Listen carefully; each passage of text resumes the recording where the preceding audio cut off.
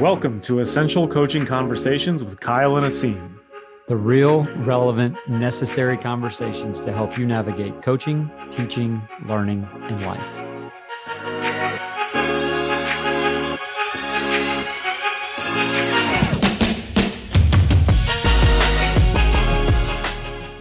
Coaches, welcome in. We are back. Episode 23, Season 2. And as you just said before we hit record, a very heavy topic for 10:30 on the East Coast, 9:30 Central Time. But this is Essential Coaching Conversations at Night, and we will see where it goes. I think our pre-show itself was about an hour and 10 minutes of us, number one, catching up, but also number two, like deciding what to talk about. And I think what ends up happening is when we go through that process, we just sort of meet out all of the things that are on our mind and then like formulate a topic out of that. And I think it's a pretty cool process. And I know we always say like we should just hit record and let the pre-show be something that people can access. And I've heard from some folks that they would love that, but yeah, I'm not quite ready to do that just yet. Correct. Not quite ready to do that just yet. Um, that being said, we're back, season 2, episode 23. I've had a pretty good run with the last 2 episodes. The one with Coach Carlson, the fearless coach, went over into the top 20, I think, in all of our episodes all time, which is awesome. So keep listening to that one. I think the videos we put out on social media help. And then the last one, it's not, it hadn't hit that top 20 mark yet, but it's getting a fair number. So thanks for the folks who are sticking with us and listening and doing all those things. We really appreciate that.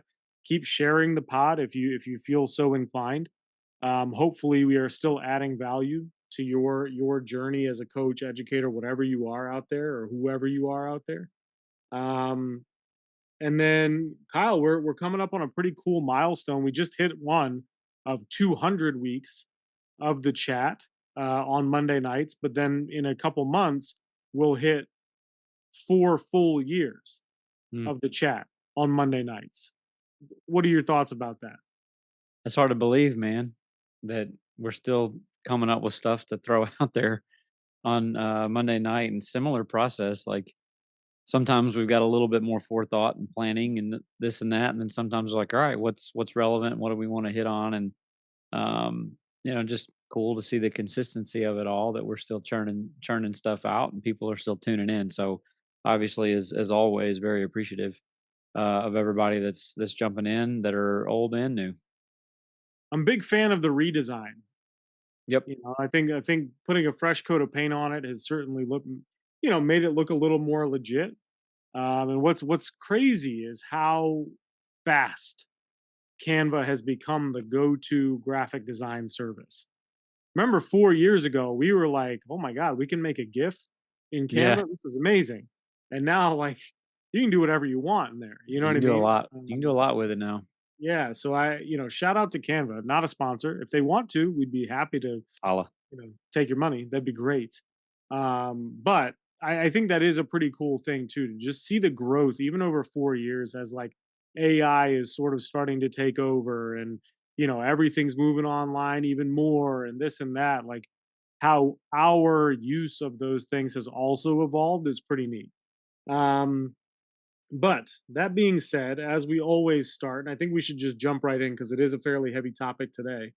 Kyle, who is your athlete that wore 23? I can't think of very many that were impactful at all. This is kind of a dud of a number, if you ask me. Yeah, I was gonna try to get real cute with it and be like Bobby Bonilla, because Bobby Bonilla Day is coming up for July 1 or something To like be that. that guy, huh? I know, it would be awesome. Big Ryan Sandberg fan growing up, but let's be honest, man, it's Michael Jordan. Who's that? It's Michael Jordan or bust. Like The second greatest player in NBA history? correct, next to Luka. Wow. It was clearly number one. It was clearly number one. No, man, it's Mike, man. I want to be like Mike. There is no other 23 in my book. I don't even think I need to sit here and try to justify it in any kind of way. Again, I looked, I was like, no, I'm going to be more creative. I usually am. I'm going to have like a Louisiana tie or a Lincoln Parish tie or a Louisiana Tech tie. Nah, not going to mess around Not gonna with mess this one, around. Mike. So I'm gonna go with the same in the same vein, the goat of the women's game, Maya Moore. Number 23, Minnesota Lynx, UConn.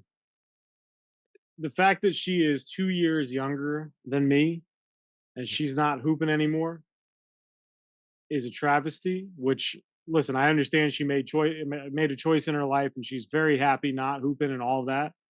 But man, was she fun to watch! And Nice teaser there for the topic of the episode. yeah, um, yeah, she's just amazing, and it would be awesome to see her in this sort of like current climate, if you will, of the WNBA, and how dominant she could be and how much fun it would be to watch her play. But yeah, Maya Moore, number 23, easily done. What a great start to the episode, huh? Two softballs right there for episode 23. Gotta love it. All right. The would you rather. Now this is, coaches, stick with us on this one. Because it might make you laugh, it might make you cry. I don't know. Um, Kyle had a bit of trepidation in trying to answer it in the pre-show. I'm not sure I could even think about answering, but we're going to ask the question anyway.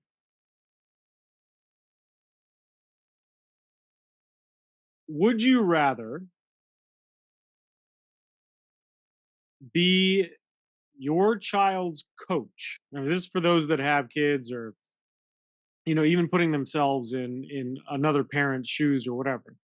Would you rather be your child's coach and have to deal with you, or be your kid on the ride home and have to deal with you?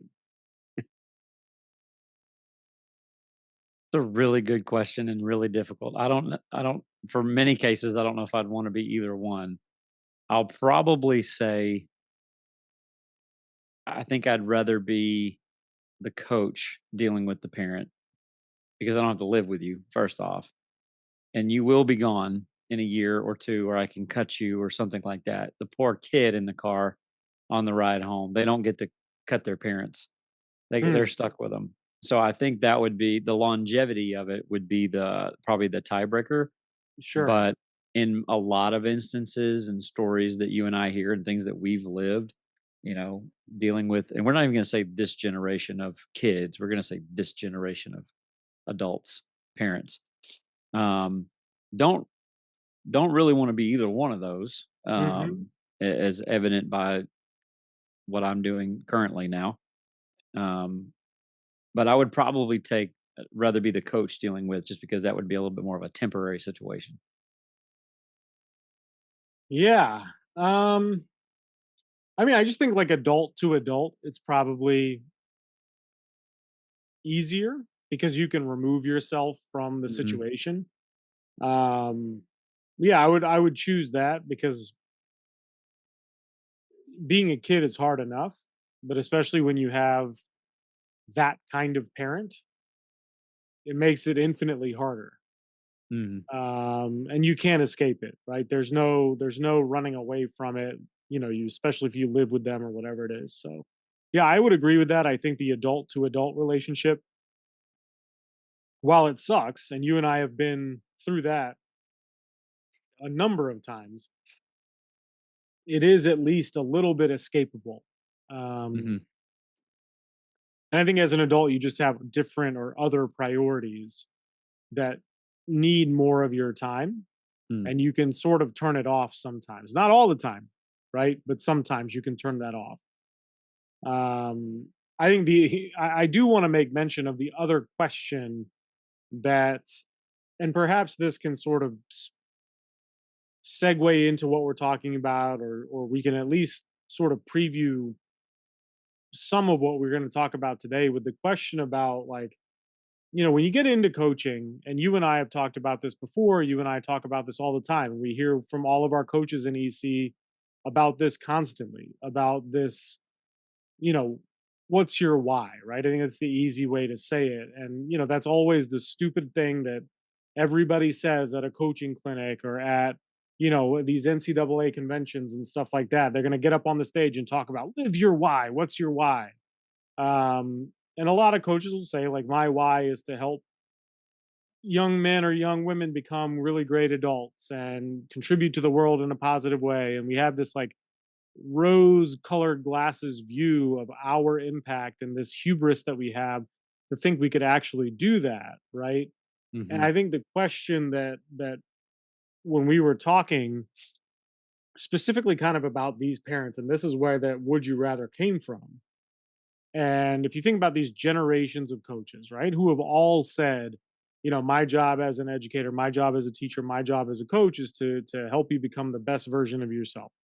And, to be proud of you one day when you're a father, when you're a wife, when you're a mother, when you're, a sister, whatever, right? When you're older, I'll know I've been successful when X happens. And I just have to think about those coaches of a previous generation and whether they would truly be proud of the people some of these folks have become and whether they feel like they did their job if they knew the depths to which some of these folks across the country that we're seeing rashes, coaches and officials leaving the profession, right?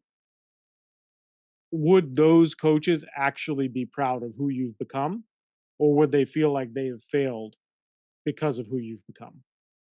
I think that's a question to ponder, right? For each of us to reflect on: Are we doing our coaches proud the way they wanted us to? Mhm. If they came at coaching with those intentions. I think it's an interesting question to ask. I think it's a very fair question to ask, and it's a question that essentially we as a coaching profession have brought on ourselves because it is what we say. It's how we get jobs. It's the thing that we say in interviews and the thing that we say at press conferences and at banquets and at the end of our seasons and all that kind of stuff is that this is why we're doing what we're doing, and we won't know if we're truly successful for 20 years down the road. Well, in 2024, that is 20 years from 2004. So somebody said that 20 years ago, coaching us, people around our age. And those coaches now should be able to look at us and go, yes, I was successful or not. Right. And obviously, a lot of generalizations and painting with broad brushes and all that kind of stuff. But I do think it is something kind of fair to ask that eventually, yes, 20 years will go by and we'll have to sort of cash in that check that we wrote at the press conference 20 years ago when we got our first jobs. Um, and I think it is definitely something to ponder.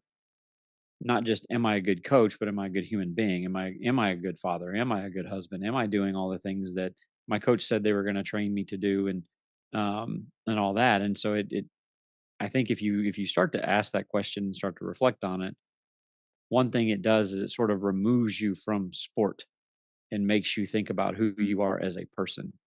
And that ties directly into this conversation of ball is not life.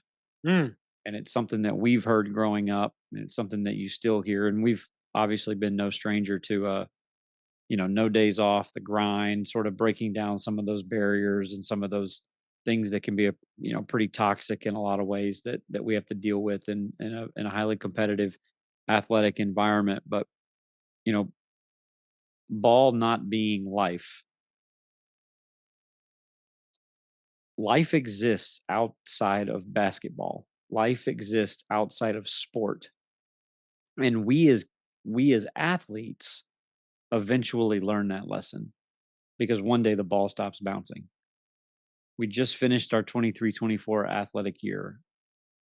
I watched a, a number of teams that I work with this year. Seasons come to an end inevitably, as they all do.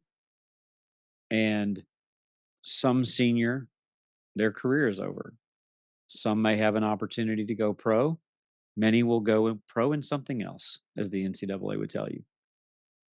Yeah, I'm just remembering the commercials Yeah, right. with like the doctor dunking the ball. Yeah, Kyle Hornsby. Shout out Kyle Hornsby from Anacoco in Indiana. I think he was actually in that commercial. That's Um, but you know, kid's career's over. They go up and hug mom and dad one more time. They're reflecting on, 15, 20 years worth of travel ball and lessons and all this and that. And it was, for a lot of reasons and a lot of good probably came out of it and all that. But eventually it is over. And then some of those athletes will move into coaching. Some of it because it's what they want to do and they feel like they're truly called to do it. Others will do it because they don't know anything else and they don't feel like they have any other kind of pathway. And so it's not just that life exists outside of ball, but life exists outside of coaching as well. And I think this is something that if you're a coach and you are listening right now, you're probably shaking your head at me right now because it's not something that I think many would agree with, and I think I think more would even disagree with it and not want to hear this. That life exists outside of ball. Life exists outside of your coaching career. And if we say we want to be great husbands, fathers, et cetera, like, are we really living that and modeling that as current husbands, fathers, leaders, whatevers? And I will say this, mine and your journey through essential coaching and asking these questions and trying to become better we got into this to become better coaches and go on this journey of self-actualization, if you will. And I feel like the more we achieve that particular goal of trying to figure out who we are, is we realize that we aren't just Coach Asim and Coach Cav. We are more than that. Life does exist outside of ball, life does exist outside of coaching. And I think you and I could argue that we reached probably our peak as coaches when we realized coaching was not something that we had to do in life. It's something that we would want to do or could get to do, but if we didn't get to do it or we weren't allowed to do it anymore, we were gonna be okay. And we could take the skills and life lessons and all this and that and go be successful in something else. And I would dare say that if I got an opportunity to coach again, I would be a better coach tomorrow because of me getting out of it, Hmm. because it's forced me to look at things a different way. And we all went through a brief period of this, and we've talked about this several times before, but we all went through a brief period of this, you know, newfound perception of going through COVID when basketball was taken from us. And then how quickly we lost that perspective right as we jumped back in it. Right.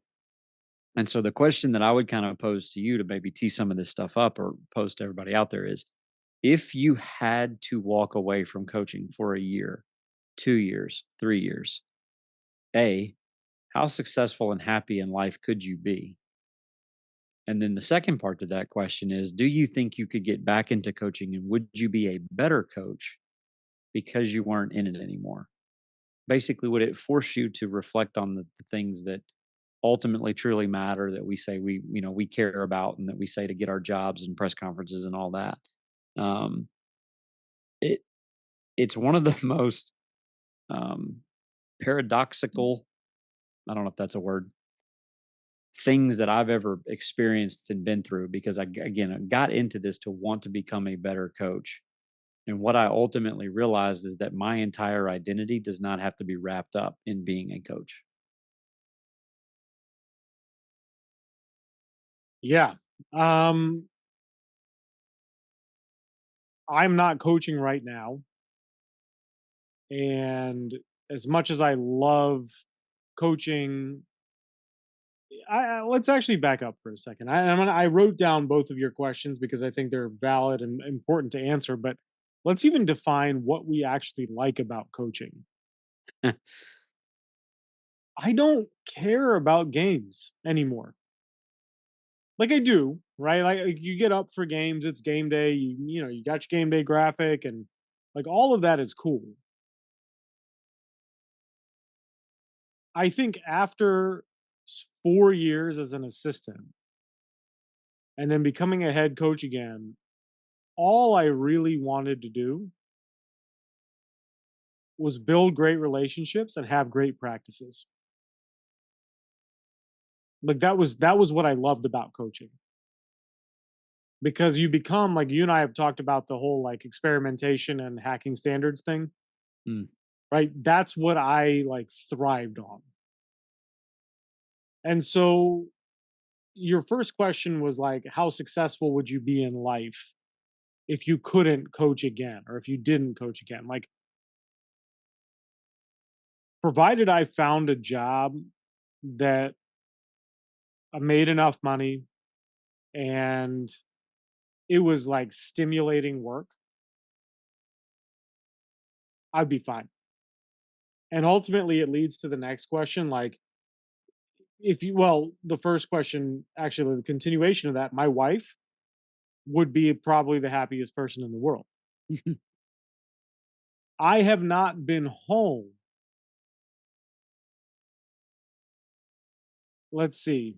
Besides lockdowns, right, in 2020 and part of 2021, for the last 10 years that we've been together, we're coming up on 10 years a month from today. Uh, I don't think I've spent Decembers and Januaries and Februaries at home. Right? I've been absent, whether it was absent minded, absent physically, being at practice late, early, whatever. Right. And up here in New England, the days are super short Right. and like seasonal affective disorder is a real thing. And so I think not having that as like, oh, all right, well, I guess I'll see you in the spring. Right. As much as we hate that sort of attitude of, coaches, families are secondary and whatever. And like, I would say that I'm probably better than most about be trying to be home and all of that stuff. Like it's very, very difficult to do. And so I think from a success standpoint, I would feel more successful because my home life would probably be better, right? If I didn't have basketball to coach by force or whatever it is. I think, if I were to go back in a couple years, I think I could get back in. I don't know at what level or in what role.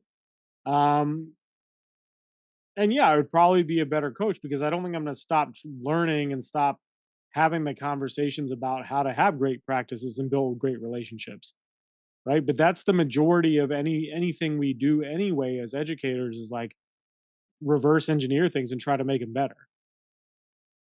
And so where I think I would probably be the best part of myself is I would certainly I think probably be more patient Mm.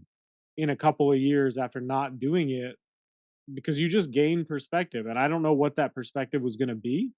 But I think also, like, after a couple of years of not doing it, to then throw yourself back into that fire just for shits and giggles is also a really hard thing to do, right? You've been out, we were talking earlier, you've been out of coaching for 5 years.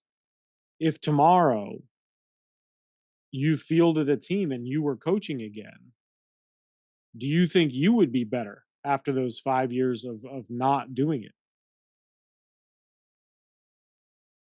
I think I would be better in a lot of ways. I think there would be some retraining and relearning and that kind of stuff. I do think the further you get away from it, there are some things you kind of forget the bad, Yeah. and I've got a coaching buddy of mine and we're lucky enough that we're not doing it right now, but we still field offers, we still get calls about coaching jobs and we'll get one and we'll text each other and be like, "All right, remind me of all the crappy stuff." that made it tough. I think the answer is yes. I would be better if I was doing it for the right reasons. And was recently offered a coaching job. And those, I will say that it has gotten easier to say no. was really hard the first couple of years. It has gotten easier to say no, but I'm not going to lie to you and say that it's the calling is not still there, like that you're still pulled towards it in some kind of way. But where I am different now at 39 years old, removed from it, is that the reason I would have taken a coaching job 10 years ago was truly to feed my own ego and prove to you that I am a good coach. I don't have to do that now. If I got into it or I was doing it, it would be for the quote unquote right reasons. It wouldn't be just to simply feed Coach K's ego and to prove to people that I can coach or those kinds of things. I do think that would be the biggest difference. And I think that creates more patience, like you said. I think that creates a little bit more grounded sense of who you are. I think it helps you take a step back and not get so emotionally charged and involved in every single thing, every decision that is made. And I think that I would be better at it because I think I would enjoy it more. I think I would have more fun with it. And I think ultimately I would be better because having that sense of self and perspective, I wouldn't bring it home as much and therefore would be a better husband and a father, would be a better friend, would be a better neighbor, all those things because it wouldn't consume me like it used to. And I would be willing to bet that a billion other coaches out there right now are going, well, that's the problem with you. It doesn't consume you. That's why you're not in it anymore. And that's why you wouldn't be good at it. And I'm telling you right now, there are a ton of coaches out there who are all consumed in it. It doesn't make them good. It destroys other things around them, and it doesn't necessarily make you the leader and developer of men and all those things. Being able to have a certain perspective on it, I think would make me better. That's my view anyway. The amount of hours that you put in does not directly proportionately correlate to how good of a coach you are. And I think that is sort of lost within this sort of like ball is life, the grind, everything conversation. Like, that's not what this is about. And I don't think it's sustainable in 2024 for it to be that. And it's, I think it's important to pivot the conversation then to one of the points we had talked about as we were discussing this topic, and that is what sport was meant to be, at least for us, and I think for most folks who enjoy sport, and that it was meant to be an escape. Mm. And not to shit on the folks that are like spending all their time doing this, right?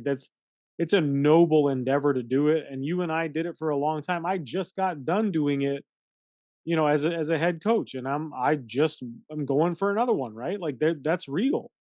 Um, it's something that becomes a part of you. Um, but that being said, there's also this idea that like sports was meant to be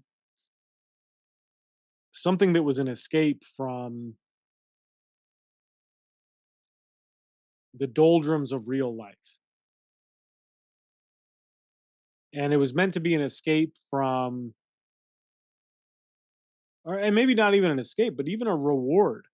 Like I remember as a teacher, like my reward for getting through the day during the season was getting to go to basketball practice or having a game or getting to see my kids. You know what I mean? Like Mhm. that was a real thing. And I think there's a lot of coaches out there who are probably nodding that are like, yeah, I hate doing all the other bullshit, but I love coaching my kids. And slowly but surely, and I think we didn't learn anything from the pandemic, to be honest with you. We have essentially melded sport and life to the point where they are generally just kind of like the same thing now. Especially if you work in sports or if you're coaching or whatever, it is all consuming. And with a 24-hour news cycle of sports, and with social media that is dedicated to sports. And now there's this like influx of sports betting that is just, I mean, Jonte Porter, jeez, oh flip. We should do an episode on that guy, right? Like he made it his whole personality. Did you see the thing about his group chat?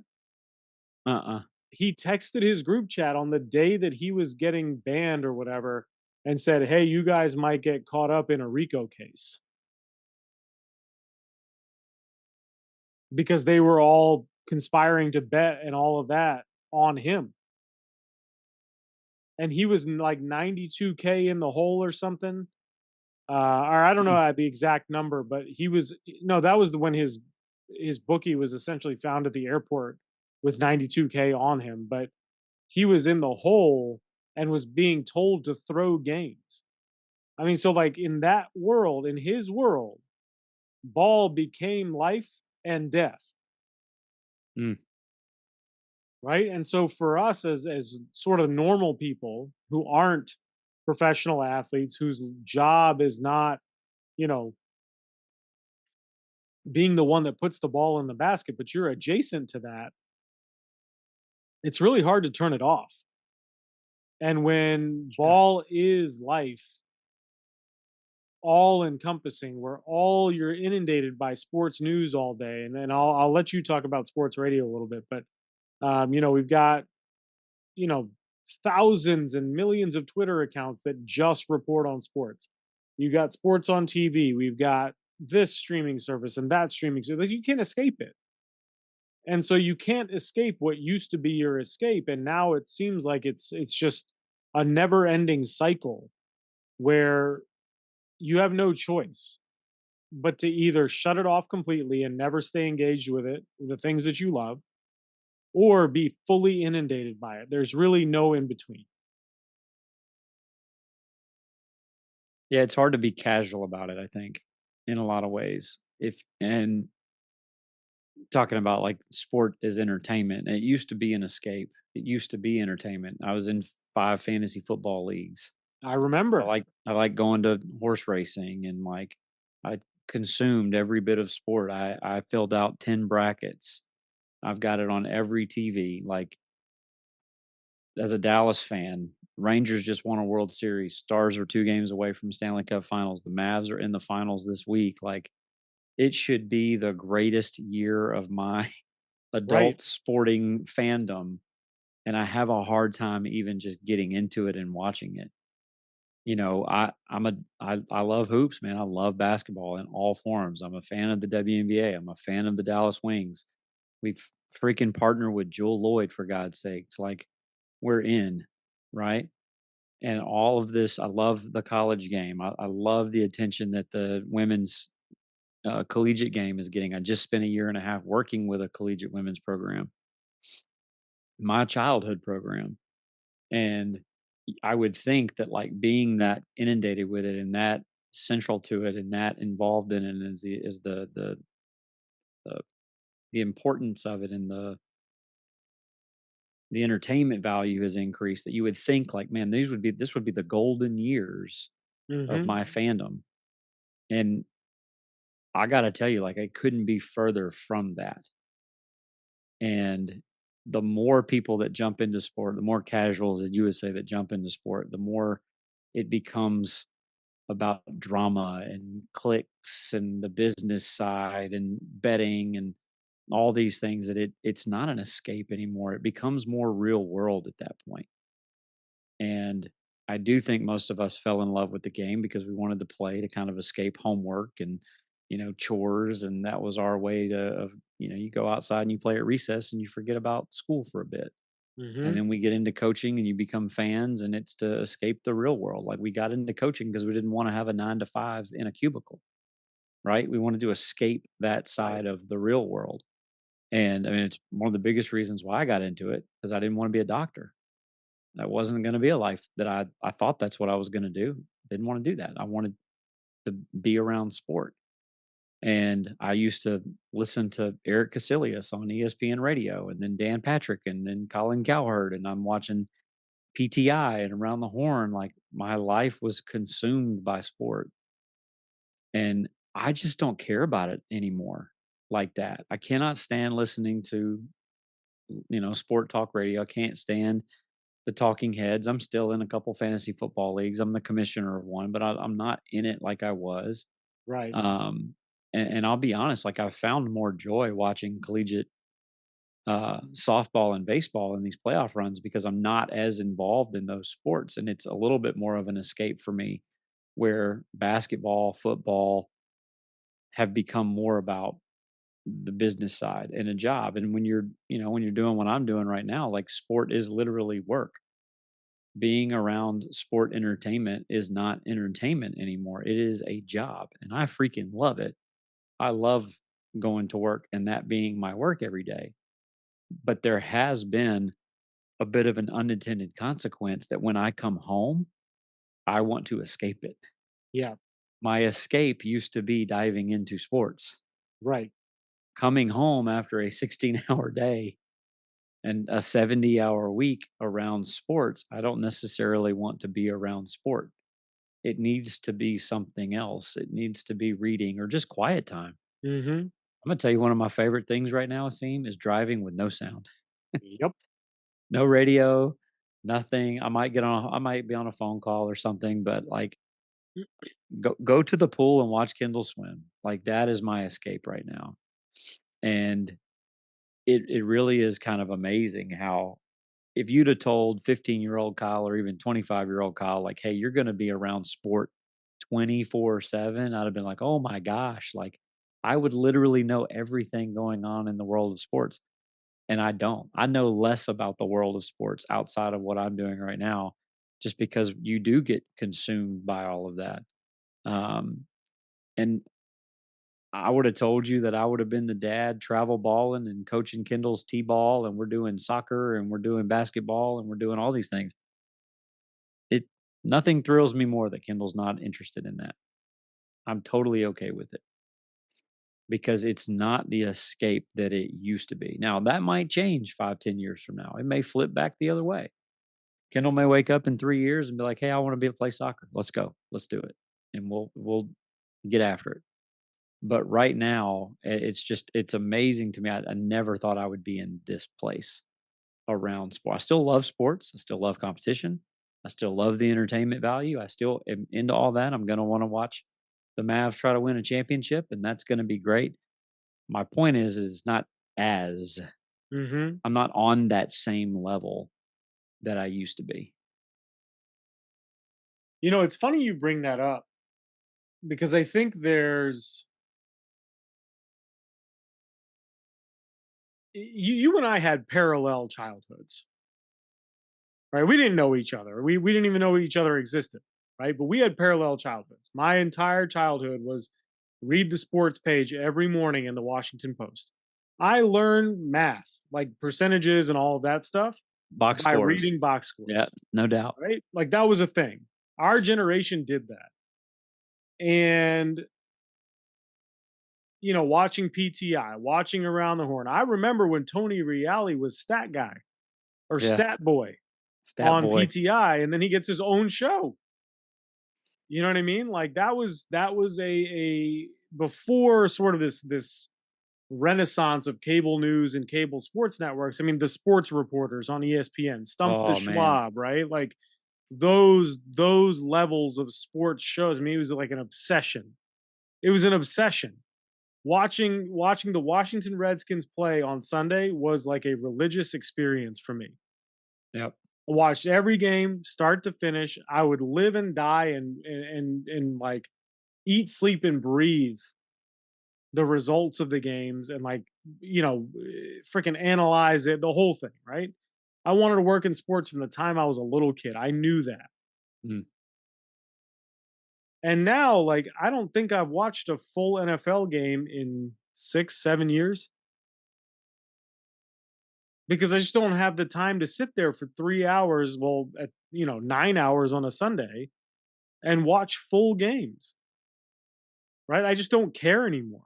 It's not that I don't like the sport, I just don't care anymore, right? Probably because I've been investing all my time in coaching basketball. And those seasons tend to overlap for the most part. And you end up like not having time or attention span or anything to watch it. And I you talked about an escape and how all of this is sort of bled into real life. And I think the way that sports is being covered now and how it has become sort of this like ball is life era, I really think the world of professional wrestling has infiltrated how sports is covered now. Mm. The difference is there's this thing in professional wrestling called kayfabe. You know what that is? So kayfabe is basically the acting that happens, and that they are playing a character, Mm. and that wrestling isn't really wrestling; it's a show about wrestling. And so all these storylines that are happening between characters that are being played. So when you think about like The Rock, for example, right? The Rock, Mankind, The Undertaker, Triple H, Stone Cold, Roman Reigns, the Usos, all I could go on. Shawn Michaels, right? Like all these people are characters and they pretend to hate each other on TV and they really make you believe that they're a bad guy or they're a good guy. Or like, this female wrestler is going after that one's man, and it's like this huge thing. Mm.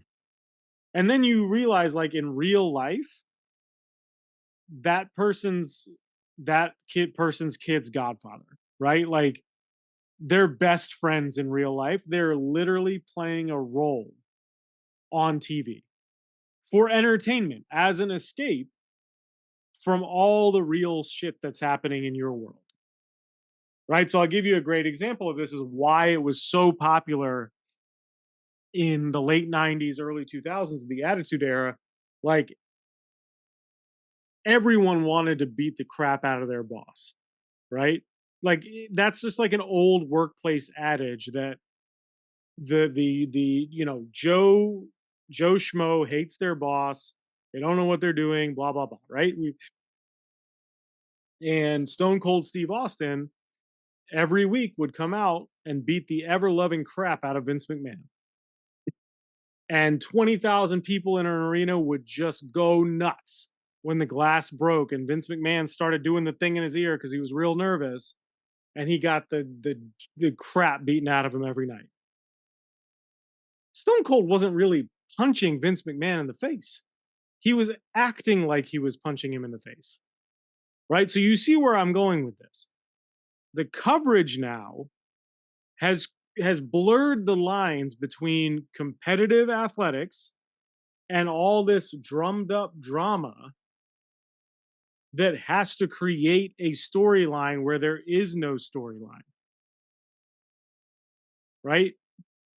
Perfect example. The reporters asking Joe Mazzulla about Kyrie Irving being the villain. Why does there need to be a villain? Why can't we just look at this as the Celtics are playing the Mavs?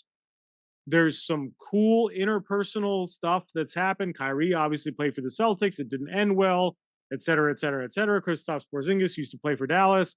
Yeah, you know what happens? Trades and free agency. That's a real thing. Mhm. And I loved Joe Mazzulla's response. He's like, well, isn't everybody the villain in somebody's story? Right. But the way that professional wrestling is covered and the way that storylines are built over years and years and years, like that's what all of these other things are trying to do. Like looking at Caitlin Clark and Angel Reese and Kennedy Carter and, this, that, like, shut up. Just love the game for what it is. We don't need all the extra stuff. The only people who need the extra stuff are the casuals who don't see the sport for the beauty that it has.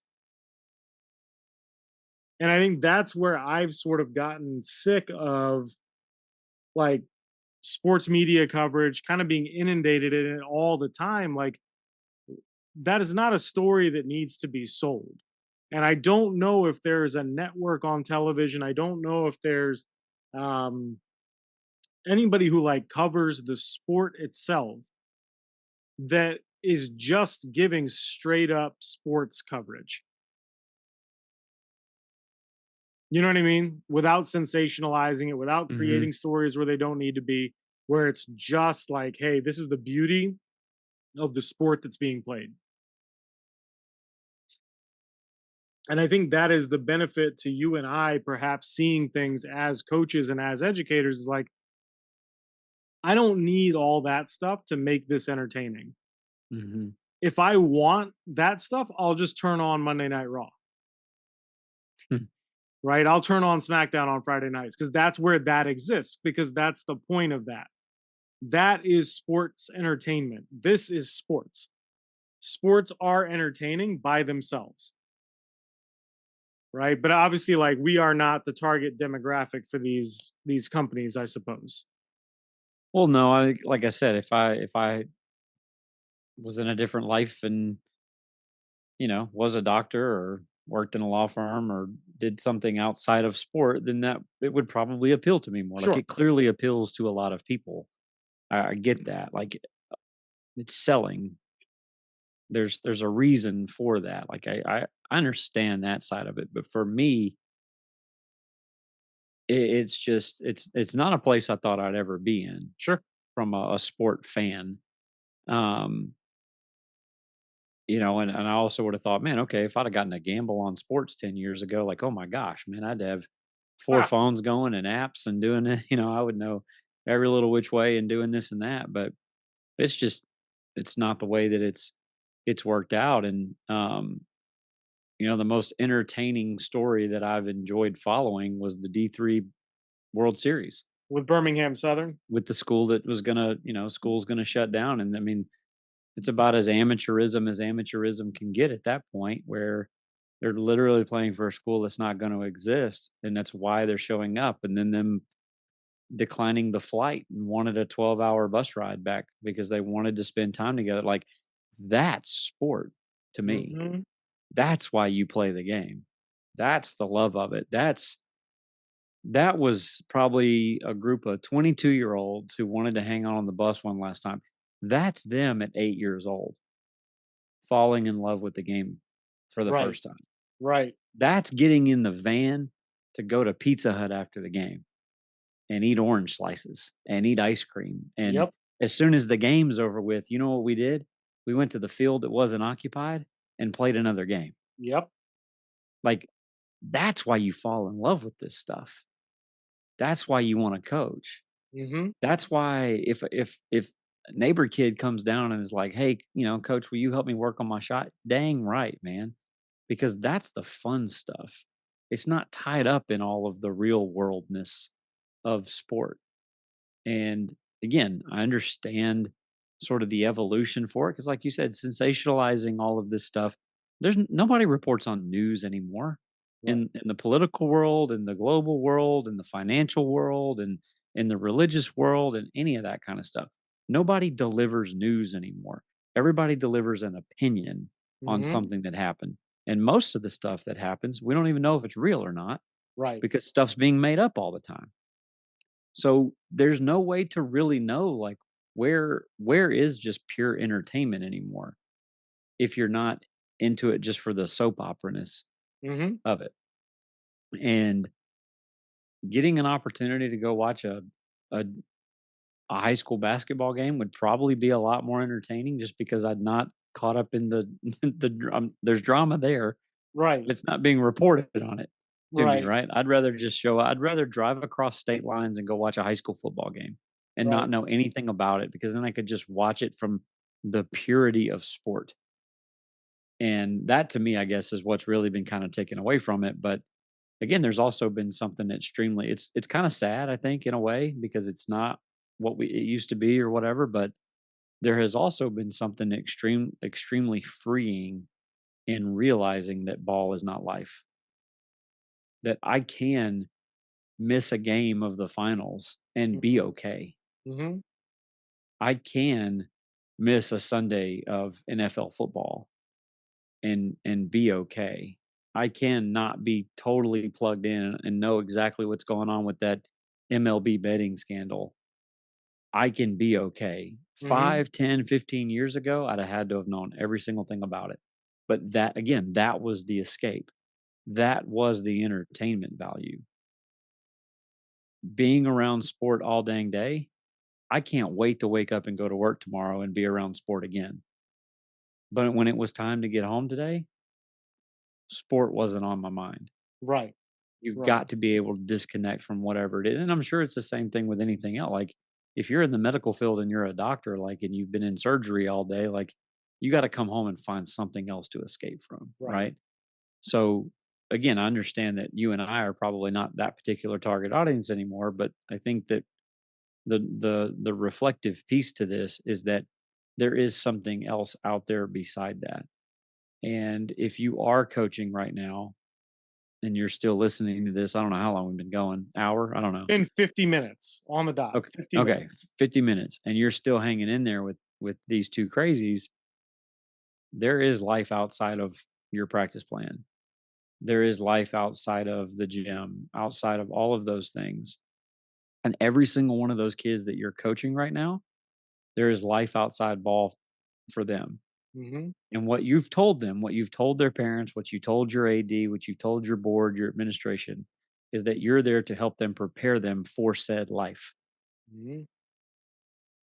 And if ball is life, then you're ultimately not doing what you said you were going to do in the first place. And how to get to that perspective while it's all consuming, I don't know how you do that other than maybe stumbling on a podcast of two guys telling you that ball is not life. I mean, I think there's a level of detox, right? Like there's No a doubt. level of you have to take a break from it and you have to be able to recharge yourself. But I think the demands on sport as an industry have become so much. Like even working in it, it's 12 months a year no matter what, right? Like you don't necessarily get a break. You have to force a break. And you can go back and listen to like the rest is music too. Those episodes we did on rest and recovery and all of that stuff. Like, you have to find a way to gain perspective, and that's through the Raka process. I mean, we contribute to that, right? By Mhm. having a Monday night chat every Monday for the last 200 some odd weeks. That we're contributing to ball being life, right? By asking coaches to participate and get in on something that helps them become better. But most of the time, the topic has nothing to do with the actual sport itself, right? It's about all that other stuff. Um, Well, that's the pyramid though, right? right, Like right, the stuff that we're still getting to do removed from sport is still the first 3 layers of the pyramid. The right, only thing that's different is the tippity top. It's the content right. piece. It's the X's and O's part. But what's been sort of funny, and we've joked about like how terrible our business model is, right? It's been great for a lot of people in one way. It's not a great way to make a lot of money, but it's also been in kind of a funny, ironic way. Like a lot of people that we do work with, some of them don't coach anymore, Right. and they're honestly happier because of it, Hmm. because they found that there is more to life than just that. And in some ways, it's almost like you're forcing yourself into doing something. And it's not to say that coaching's all bad or any of that. So like please understand the nuance of these conversations. And if you're not familiar with us, that's it's kind of quite literally what we do is we have very nuanced, contextualized conversations. Hmm. But it's amazing to me like how many people that we've talked to and worked with who are not coaching anymore. And some of that is by choice. They've moved up, they've become administration, they're, into a different phase of their career or something like that. But it doesn't mean that like they're not still coaching, if that makes sense. You're Right. still coaching in your own way. It's just not in a gym with a clipboard and a whistle drawing up and out of bounds play. You're taking the lessons of the human component, player person character development, environmental design, et cetera, and you're just replacing the cap of it with something else. Owning a jewelry store, being an administrator, being a principal, working for a company, doing whatever, the development pathway is still there. And that's why I think if you take somebody like that who has gone through this process over and over again and sort of has found thyself and know thyself, give me that person. I will hire them 10 times over and Hmm. we can do whatever we want to do because you're not all consumed by that one thing. And a lot of times that's, I think, what we've seen in the process of coach development with our chat. And we did an episode recently about lessons we've learned from 4 years of essential coaching. And on Hmm. our birthday is like most coaches don't get better because they can't see past the coaching Right. because they're all consumed in what they think is important and what's not really important. And that to me has been the greatest perspective. And the first time I ever heard anything about this, forgive me, I can't remember what podcast it was. I don't know.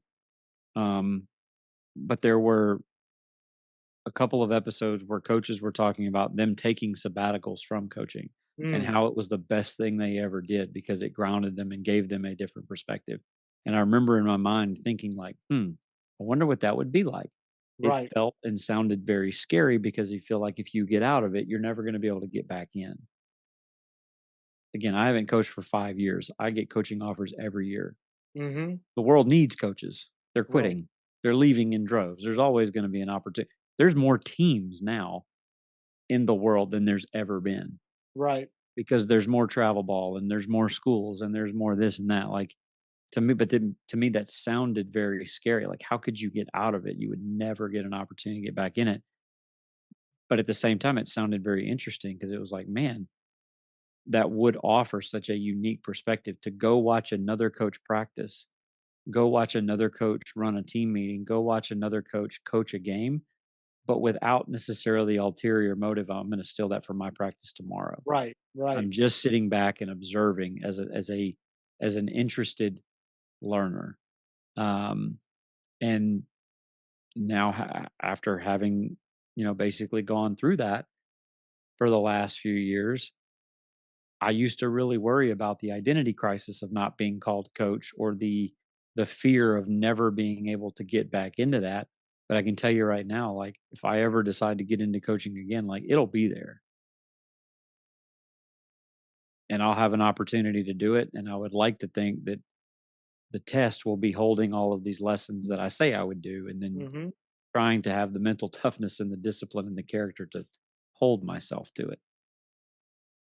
Yeah. I mean, I'll tell you, like, having just gone through that and getting to do the experimentation again, and, you know, y- you need a lot of support in order to do that, right? Because you have really well laid plans. You and I both do. But if other folks aren't on the same page with that and they do believe that ball is life and that there's more, or you're not doing enough or whatever it is, right? Like that their version of ball being life does not match yours. That misalignment is very, very difficult to reconcile. Mm. Um, and I'm reminded, and I think there's probably some sentiment amongst coaches and folks who work in athletics. We're talking about like, oh, we could try doing something else, right? There's so much stuff out there that we would be good at, and maybe explore, different avenues to stay involved in the game, but not coaching, and just food for thought. And I go Mhm. back to something my former AD said when I was at Brandeis. She would always say, like, I would love to be an associate vice president of student affairs, or like, I have a student affairs, student affairs mind, things like that. But I always wonder, like, what are their games? Mm. And when the first time she said it, I was like, huh? And then she was like, what are their things that they celebrate with students? What are the things they get to go watch kids do? And like do the things that they love to do in an atmosphere that they love to do it in. What are their games? And I think that part of like the purity of sport, right? Where it's just the unbridled competition and it's healthy competition. People are striving to do the best. I think that's the best part about sport. And I think it's also the thing that's been adulterated the most. Mm, And I will always that will always stick with me when she said that, because that's something that I think about too, is like, if I were to go down this road, what would be my game or my equivalent of practice, right? Where I get to just experience the beauty of the game that we all love, or the thing we all love to do that's then being taken away because you're not in it all the time anymore. And I think sometimes you can create your own games, right? I think she struggled with that, about like, not she struggled with it, but like, she, when she was thinking about it, it was a bit of a struggle for her to like reconcile what that would be for her if she were to get out of athletics. mm. And I think that's something that a lot of people battle, right? Like, once you're not playing games anymore, what are you as an athlete? I mean, even think about in the insular piece of a season, like if you don't play a lot, do you have enough social clout to get seated at the lunch table, right? Like, you know what I mean? So I think when the games disappear, if we're not well adjusted enough and we're not having the perspective enough to say, um, I'm okay without this, that's where there's a significant identity crisis that can happen. And that's a really slippery slope, I think, because then our identity is not, I'm a coach, it's, I want to be a part of the game. And I have to be central to the game. And the game has to be central to me. And once I lose this, I lose my edge as a human. And that's couldn't be further from the truth, but it's obviously something that is very near and dear to us because we've talked about it for our last hour, Mm. right? Like those are both things that we had to go through. And I'm not ready to just like be without it. But at the same time, like, I think I could be fine without it if I needed to be. And maybe Well, that's what may would make me ultimately the best coach I could be, is that it's did not the end all be all. would you have ever imagined yourself even saying that?